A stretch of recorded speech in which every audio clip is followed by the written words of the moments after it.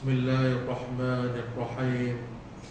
الحمد لله رب العالمين، حمدا يوافي نعمه ويكافئ مزيده. يا ربنا لك الحمد كما ينبغي لجلال وجهك وعظيم سلطانك. اللهم صل وسلم وبارك على سيدنا محمد وعلى آله وصحبه أجمعين. قال رب اشرح لي صدري ويسر لي أمري واحلل عقدة من لساني يفقه قولي. أما بعد. Yang dimuliakan Al-Fadil Tuan Imam, seluruh pegawai masjid, barisan AJK Masjid, para asatizah, tuan-tuan guru, tuan-tuan, puan-puan, muslimin, muslimat, hadirin, hadirat, mudah-mudahan kita semua dirahmati Allah Subhanahu wa ta'ala. Alhamdulillah, marilah sama-sama kita panjatkan setinggi-tinggi syukur kepada Allah Subhanahu wa ta'ala yang memberikan kepada kita kesempatan, kekuatan dapat sama-sama kita berkumpul menunaikan salat secara berjamaah, dapat kita beriktikaf, duduk di dalam majlis ilmu. Mudah-mudahan segala ibadat yang kita laksanakan diterima oleh Allah Subhanahu wa ta'ala. Ada 4 kelebihan bagi mereka yang solat secara berjamaah di masjid. Yang pertama, orang yang solat secara berjamaah di masjid, dia solat di tempat yang sebaik-baiknya dan tempat yang disukai oleh Allah Subhanahu wa ta'ala. Allah Ta'ala sebut, Nabi sallallahu alaihi wasallam sebut dalam sebuah hadis, ahsanul biqa'i ila Allah Ta'ala al-masajid. Sebaik-baik tempat yang dicintai, yang dikasihi oleh Allah Ta'ala ialah masjid-masjid.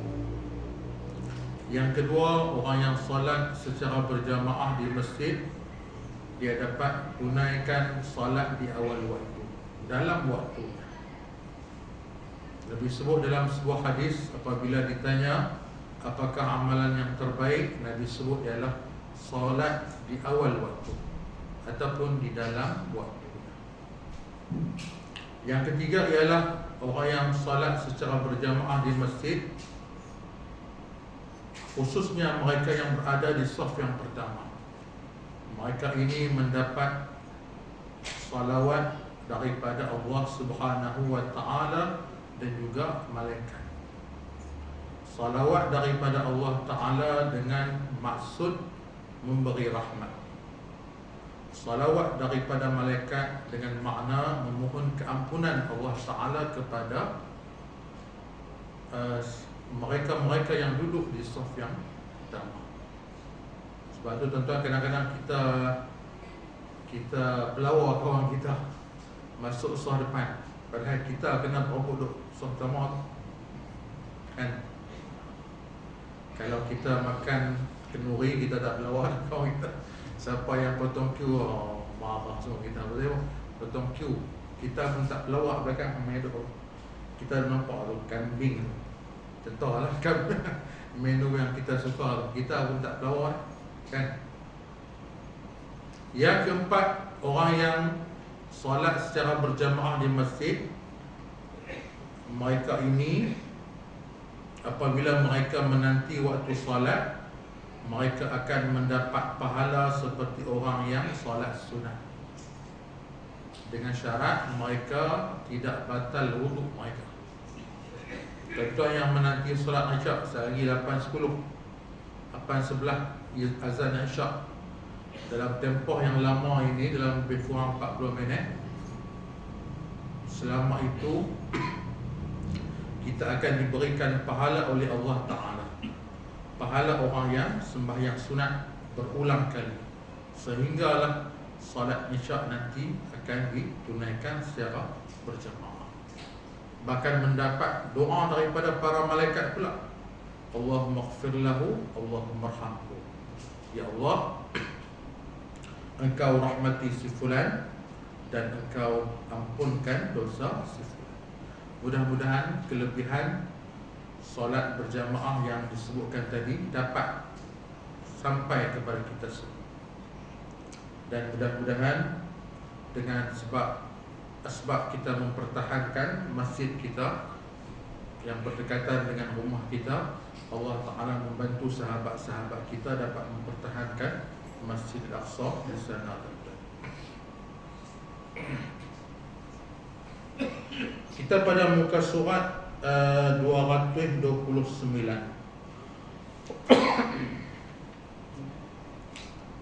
Di bawah tajuk muamalat yang ditolak. Kita pada hadis yang kelima menggunakan kitab Jami'ul Ulum wal Hikam karangan Imam Ibn Rajab Al-Hambali rahimahullahu ta'ala.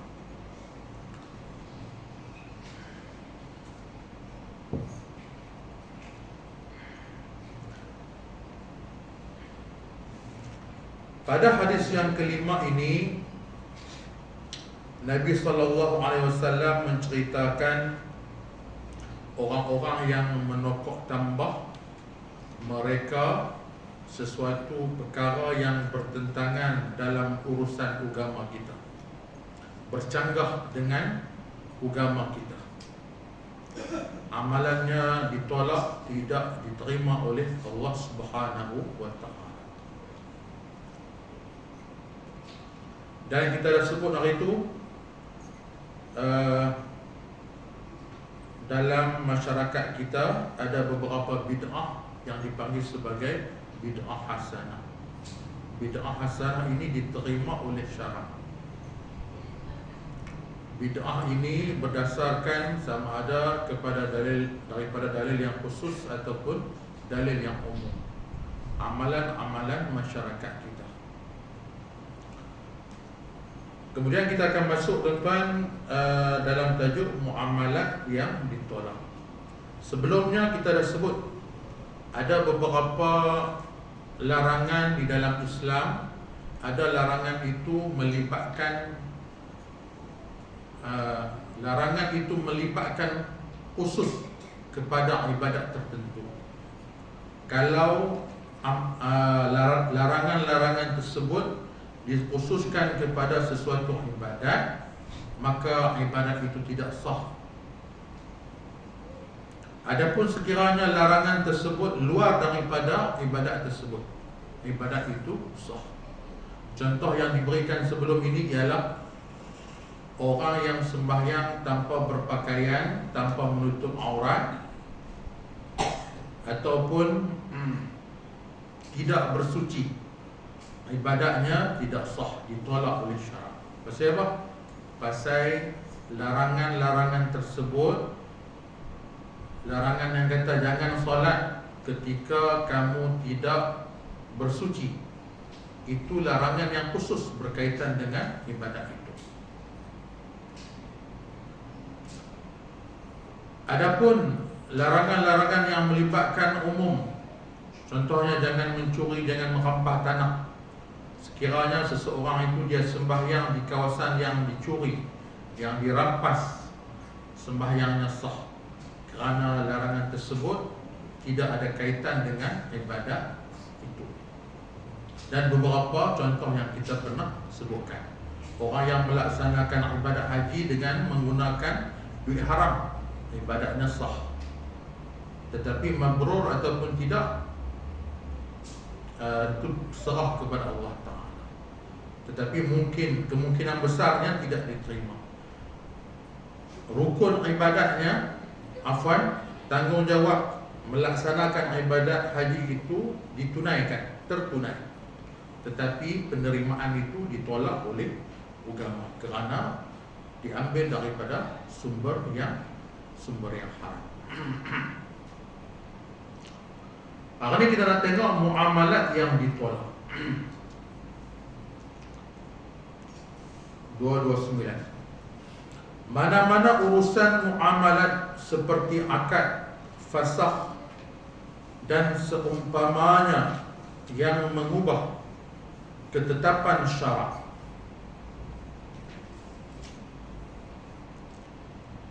seperti menggantikan hukum had zina dengan hukuman berbentuk wang, yakni denda dan seumpamanya, adalah tertolak sama sekali.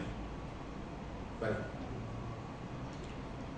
Pemilikan juga tidak akan berpindah tangan kerana perkara ini tidak pernah diketahui dalam hukum Islam. Orang yang berzina, dia nak tukar daripada hukuman hudud, sebatan ataupun kejam kepada bayaran. Islam tak benarkan. Pasal apa? Dia telah mengubah ketetapan syarak. Apa dalil dia tuan-tuan? Yang kata Nabi tolak penggantian wang ringgit ataupun penggantian wang dengan sebatan, 100 sebatan bagi perzina ini. Dalilnya ialah sabda Nabi SAW kepada orang yang bertanya baginda, sesungguhnya anak saya bekerja dengan si fulan dan dia berzina dengan istrinya. Saya telah menebusnya dengan membayar 100 ekor biri-biri dan seorang khadam. Baginda bersabda, al-mi'atu syatin wal qadimu raddun alaik wa ala ibnika jaldu mi'atin wa taghribu 'am. 100 ekor biri-biri dan khadam itu mesti dikembalikan semula kepada kamu. Anak kamu hendaklah disebat 100 kali dan dibuang daerah selama setahun. Ada seorang sahabat Nabi, anak laki dia dalam tempoh bekerja dengan majikan, dia terlanjur dengan isteri majikannya. Mereka berzina. Apabila sampai berita dekat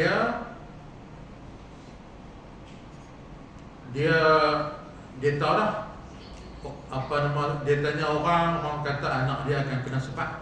Sebab anak dia bujang, berzina dengan isteri orang, isteri bos. Dia kata dia pun ambil 100 ekor biri-biri, termasuklah seorang hamba, dia ganti kepada majikan anak dia tadi.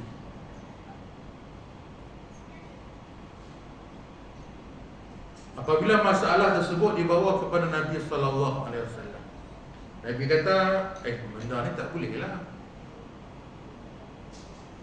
Ketetapan syarak kata macam tu. Apa nama kata apa? Orang yang bujang berzina, lelaki ataupun perempuan, disebat dan juga dibuang daerah selama setahun.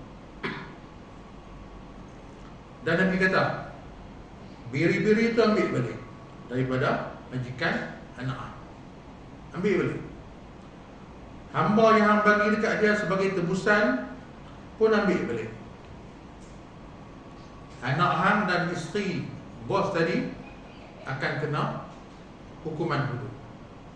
Oleh kerana anak hang bujang, kena sebat sebanyak 100 sebatan dan dibuang daerah selama setahun.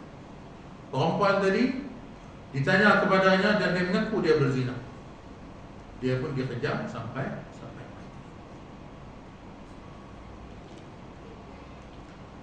Baik. Mana-mana akad yang ditegah oleh syarak, sama ada kerana perkara yang diakadkan itu yakni al-ma'qudu alaih tidak sah untuk akad atau tidak cukup sesuatu syaratnya atau wujud kezaliman kepada salah satu pihak, atau akad itu melalaikan daripada zikrullah yang wajib ketika kesuntukan waktunya, atau lain-lain, adakah akad itu ditolak keseluruhannya dan tidak memindah milik atau tidak, pindah milik ataupun tak pindah milik. Para ulama banyak berselisih pandangan dalam persoalan ini. Ini kerana dalam sesetengah persoalan ada dalil yang menunjukkan ia ditolak, sementara dalam sesetengah persoalan yang lain pula ia tidak ditolak. Lalu berlakulah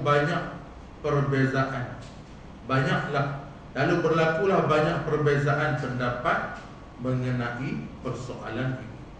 Baik. Ada akad ataupun muamalat, sebab kita masuk dalam bab muamalat. Dia kata ada akad yang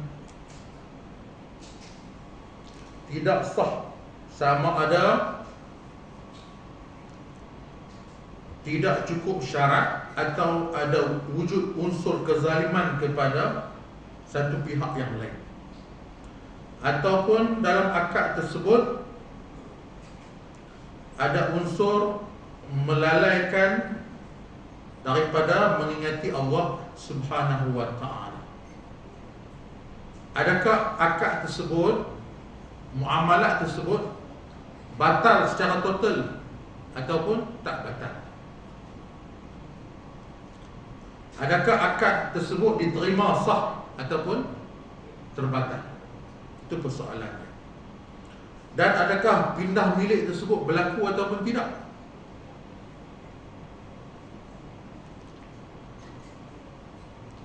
Baik, ada banyak pandangan. Bagi kita tengok tuan-tuan. Pandangan yang tepat insya-Allah ialah yang pertama, jika larangan itu kerana hak Allah Azza wa Jalla, ia langsung tidak memindah milik. Maksud hak Allah ialah ia tidak gugur melalui persetujuan dua pihak yang berakad. Baik.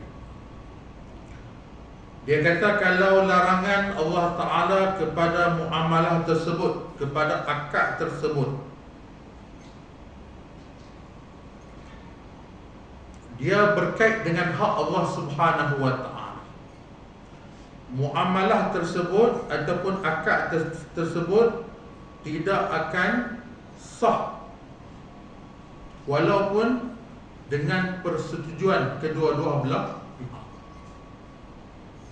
Kita tengok contoh yang pertama tu, tuan-tuan. Mudah. Contoh macam mana? Seseorang itu dia berkahwin dengan katakan seseorang itu dia berkahwin dengan mak mentua dia. Mak mentua tak boleh kahwin walaupun isteri telah pun diceraikan. Haram muhabbat dengan sebab perkahwinan.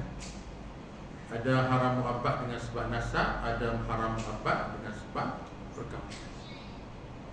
Dia kata mak mentua dia setuju. Persetujuan itu tak diambil kira. Sebab dia ada kaitan dengan larangan yang merupakan hak Allah Ta'ala di situ, dalam muamalah tersebut, dalam akad tersebut.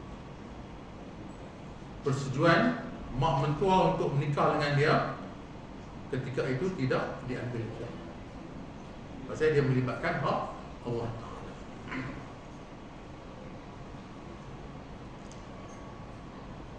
Yang kedua,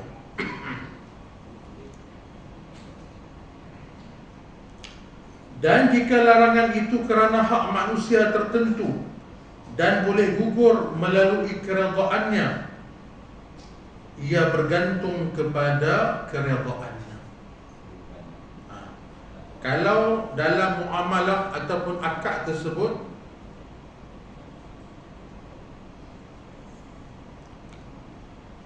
hak manusia itu boleh tergugur kalau dia redha. Berlaku dah akad, tetapi di situ nampak macam ada larangan syarak yang melibatkan hak manusia. Kalau manusia itu dia setuju, maka dibenarkan. Dia kata, jika dia redha, akad itu sah dan pemilikan akan berterusan. Kalau dia kata tak apa, aku setuju, akad tadi sah.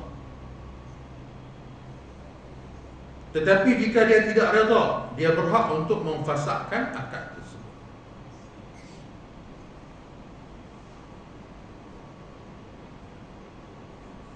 Contoh dia macam mana? Nanti kita akan tengok contoh dia. Contoh dia, tuan-tuan pergi beli kambing betina. Susu nampak banyak. Upah dia, tuan dia tak minyak lagi lah. Tujuan dia apa? Nak bagi nampak susu tu kembung banyak. Kita tengok berkeras nak beli, kita pun beli. Berah-berah hari ni, esok tak keluar lah. Hari ni banyak, hari ni penuh kolek. Esok berah-berah dapat syawal. Akad dia beli dah berlangsung. Kawan tadi, kalau pembeli tadi, kalau dia redha, akad tadi diteruskan, pemilikan tadi sah.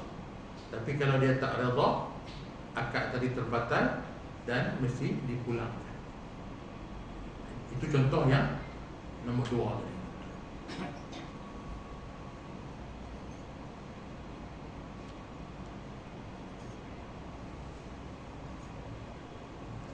C pula.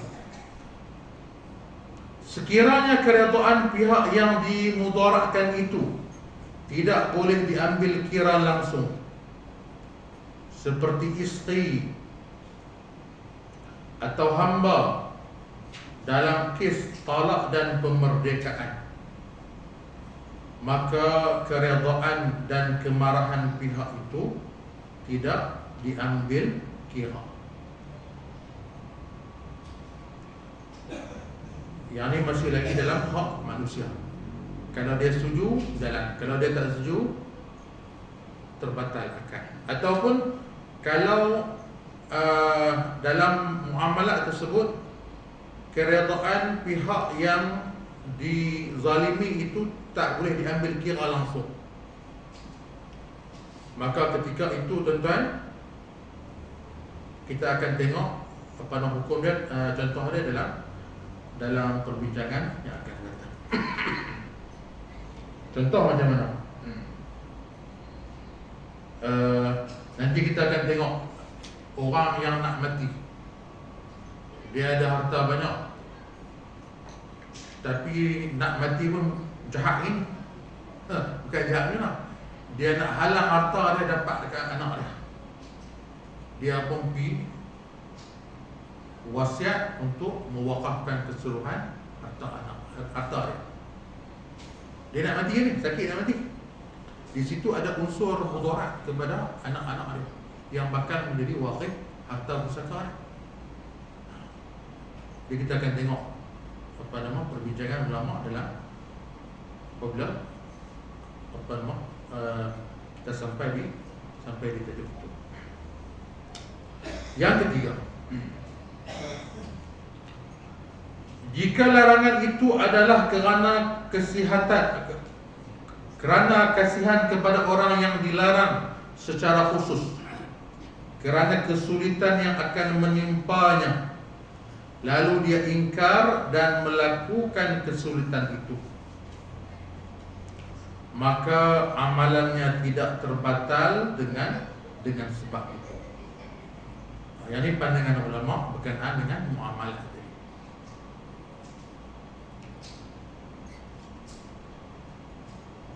Contoh, perempuan tadi, seorang lelaki haram menceraikan isteri dia ketika mana dia dalam keadaan haid kerana mudarat kepada isteri dia, memanjangkan tempoh iddah. Tapi isteri nak negeri, Islam nak jaga hak dia, tapi dia kata aku nak diceraikan juga. Siap dia lawa suami dia dengan kolok tebus tak. Aku bagi dekat hal 20,000, ceraikan aku. Talak yang diucapkan oleh suami tadi, yang pertama, adakah haram ataupun tidak? Pasal yang tu atas permintaan isteri. Masa tu dia haid, dia tuntut negeri, bahkan dia tawarkan sejumlah duit kepada suami dia. Yang ni masuk dalam perbincangan yang ketiga tadi. Maka ulama sebut suami yang menceraikan isteri dengan permintaan dia, bahkan dengan sanggup dia menebus talak dengan wang ringgit, tidak haram kepada suami tersebut.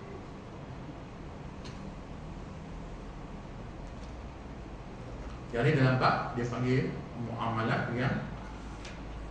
yang muamalat yang ditolak, yang ada larangan di situ. Ada yang ditolak, ada yang sah.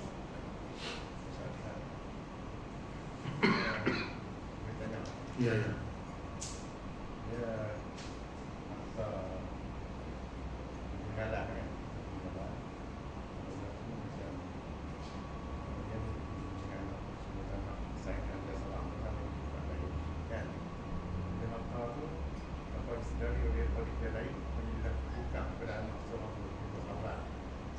Ibah sebelum mati lah, Semua sekali. dia bagi lah, Bagi kat sesuatu. bagi semua. Kalau pergi bukan tak salah. Kita tahu betul kan. Jadi semua kan. Kereta, tanah, syarikat semua.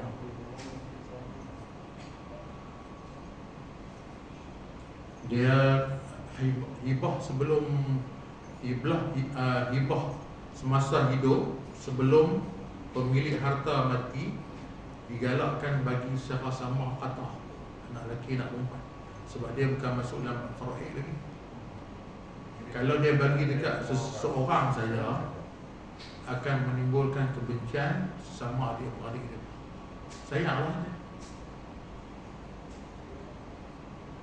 dia bagi habis kepada anak dia. Anak, contoh dia ada anak mak dia, anak kesayangan, dia bagi semua. Sepatutnya benda tu tak boleh berlaku lah. Sebab pasal dia akan menimbulkan kebencian, permusuhan sesama adik-beradik.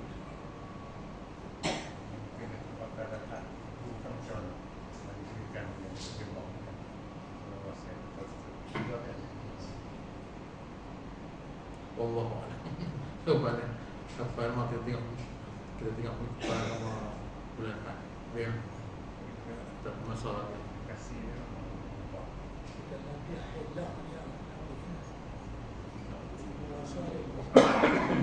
Kalau hilang kan, sebab dia tak mau bagi dekat anak dia.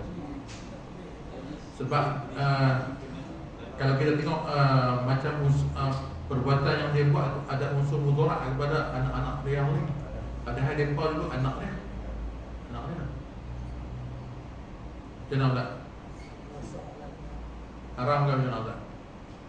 Tapi proses dia pun pernah dia buat semua itu dia tak kalau bagi dia buat kalau proses Dia mungkin penama saja kot. Penama. pasal dia buat memang dia tak akan boleh buat kalau dia tak dia bersikap dengan dia punya dokumen yang menunjukkan dia tak boleh buat satu atas nama ibad, bukan dia buat itu mungkin baik atau pasal ada pengalaman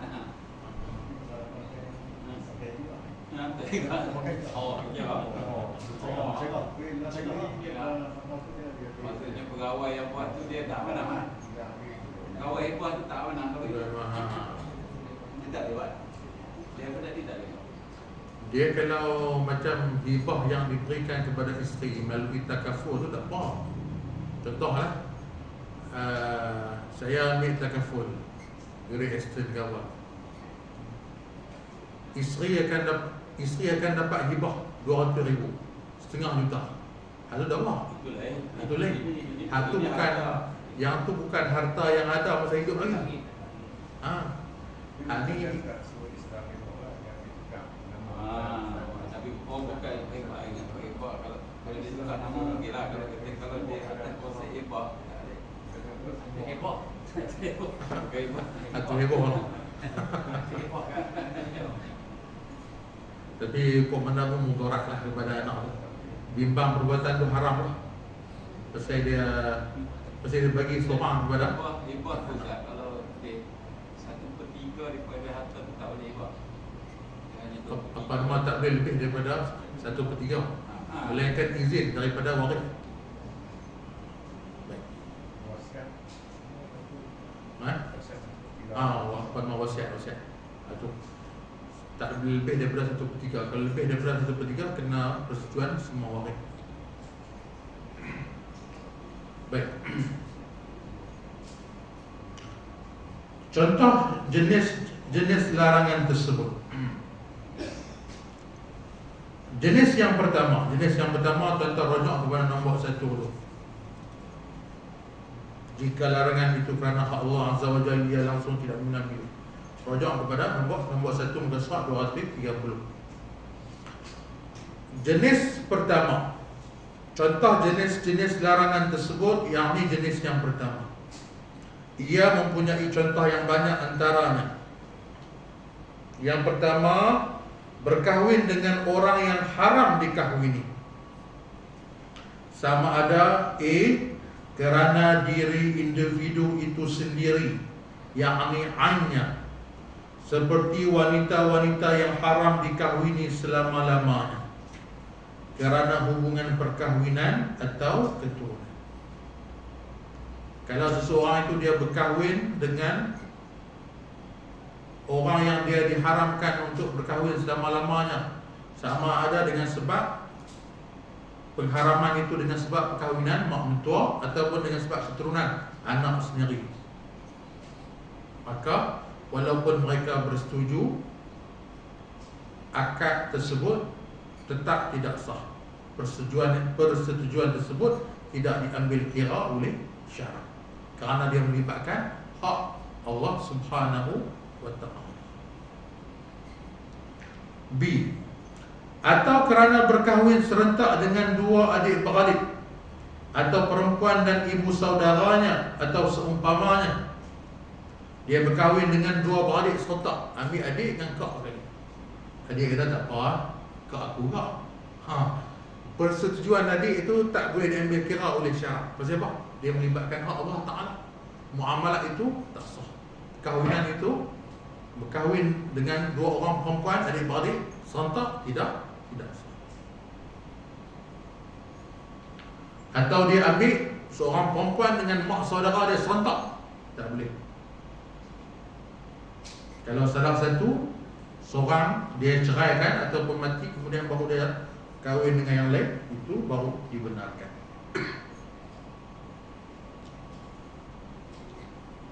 C, atau kerana tidak cukup sesuatu syarat yang tidak boleh gugur melalui persetujuan untuk menggugurkannya, seperti berkahwin dengan wanita yang sedang beriddah atau berihram, ataupun sebab tak cukup syarat. Dan tak cukup syarat tadi tak memadai walaupun dipersetujui bersama. Contoh yang dia bagi apa dia? Berkahwin dengan perempuan yang masih dalam iddah. Iddah diceraikan suami ke, iddah kematian suami. Perkahwinan itu tidak sah walaupun perempuan itu benarkan. Tapi dalam masyarakat kita tengok orang perempuan dalam iddah pun dia duduk mengorak kan. Masuk TV pun mengorak. Pick up lah yang bagi pick up ni. Tak kenal. Memanglah dia artis, ada rupa sikit, laki dia pun famous, duduk dalam iddah. Mana boleh dia pergi mengorak buta-buta macam tu dengan ayat yang sorang. Kalau ayat yang kita panggil apa? Imam, kalau ayat yang tu boleh lah. Ni pikat Dia pergi kat lain. Dia mengorak terang-terang. Pelik kita tengok. Kawan tu pun tak padan, handuk lah dah. Kena sedap Tapi dia tak sedap, dia duduk pergi layan, tak kena. Mahal dia tu bukan dekat upah tu, tapi kalau duduk dalam edah masih lagi duduk layan orang duduk ngorak, tak kena.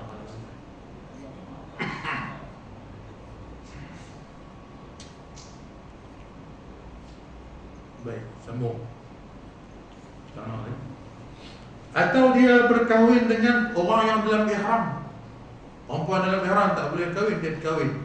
Perempuan dia kata tak apa. Perempuan tu kata tak apa, walaupun sepatutnya tak cukup syarat. Maka ketika itu Islam kata apabila melibatkan hak Allah Ta'ala, persetujuan perempuan tadi tak diambil kira. Begitu juga berkahwin tanpa wali dan seumpamanya. Diriwayatkan bahawa anna Nabi sallallahu alaihi wasallam farraqa baina rajulin wa imra'atin tazawwajaha wa hiya qubla. Sesungguhnya Nabi sallallahu alaihi wasallam telah memisahkan antara seorang lelaki dan seorang wanita yang dikahwini dalam keadaan dia sedang mengandung. Ini pisahkan. Jadi kita tiba-tiba menikah dengan perempuan yang dalam iddah, dia tengah mengandung. Jadi pisahkan lelaki tersebut dengan isteri dia. Sebab iddah dia belum selesai. Iddah itu merupakan hak Allah Subhanahu.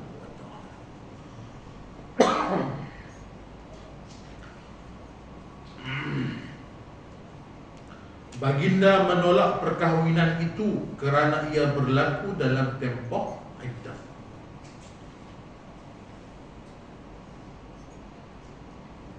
Yang kedua, contoh yang kedua masih lagi dalam jenis yang pertama. Semua akad riba tidak memindah milik dan disuruh memulangkannya. Nabi SAW memerintahkan orang yang menjual segantang kurma dengan 2 gantang kurma lain supaya mengembalikannya semula. Tukar kurma dengan kurma, jual beli kurma dengan kurma. Mungkin yang ni ajuh, ada Maryami, ajuh sekilo, Maryami 2 kilo. Ajuh segantang, Maryami 2 gantang. Tukar, sama-sama kurma. Nabi kata yang ni riba, sama jenis, tapi ada tafadul di situ. Berat tak sama. Nabi kata cancel, jual beli impor. Bagi balik. Tuan dia ambil balik kurma sekilo tadi, segantang tadi, 2 kilo ambil balik. Nabi batalkan muamalah tersebut. Pasal melibatkan hak Allah Ta'ala. Walaupun di sana ada persetujuan antara mereka dua. Yang ketiga, menjual arak, bangkai, khinzir, berhala, anjing dan semua benda yang dilarang menjualnya, dan tidak harus meredai dalam menjualnya. Jual arak, jual bangkai, jual babi, jual patung, berhala, anjing, semua benda-benda yang haram, yang Islam larang menjualnya, walaupun sama-sama bersetuju. Jual beli tadi tidak sah. Sebab melibatkan hak Allah Subhanahu wa Ta'ala, walaupun dua-duanya bersetuju.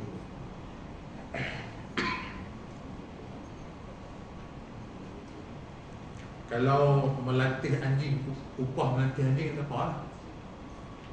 Mengambil upah melatih anjing untuk memburu, untuk menjaga keselamatan, itu dibenarkan. Sebab dia bukan melibatkan jual beli, dia melibatkan latihan.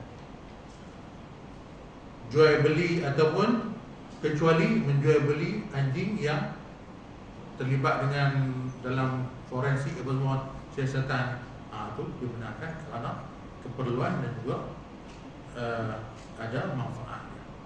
Yang dimasukkan di sini saja-saja jual beli anjing untuk belah, bukan untuk keperluan yang kita sebutkan tadi. InsyaAllah kita akan sambung nanti jenis yang kedua. Haji kebun tu kira. Anjing kebun boleh buat dia jaga keselamatan, okay.